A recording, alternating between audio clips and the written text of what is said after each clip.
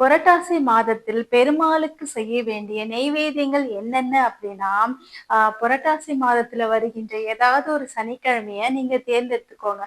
அந்த சனிக்கிழமை அன்று அதிகாலையிலே நீங்க எழுந்திருச்சு, குளிச்சுட்டு, உங்க வீட்ல பெருமாள் படம் இருந்துச்சுன்னா, பெருமாள் படத்திற்கு சாமந்தியும், துளசியும் கலந்து கட்டி வைத்த அந்த மாலைய பெருமாள் போட்டோக்கு சாத்திடுங்க.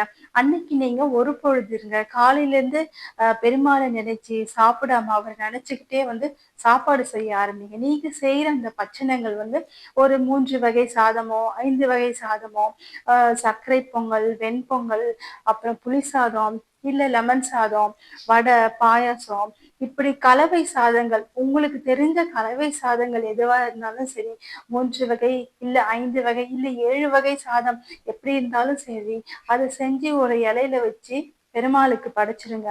கூடவே உங்களுக்கு பிடிச்ச ஒரு பழங்கள் எது கிடைக்குதோ அதையும் வாங்கி வச்சு அவருக்கு படைச்சிட்டு, அவருக்கு பிடிச்ச விஷ்ணு புராணங்கள், விஷ்ணு சரசநாமங்கள் இதெல்லாம் சொல்லி அவரை வழிபாடு செய்யுங்க.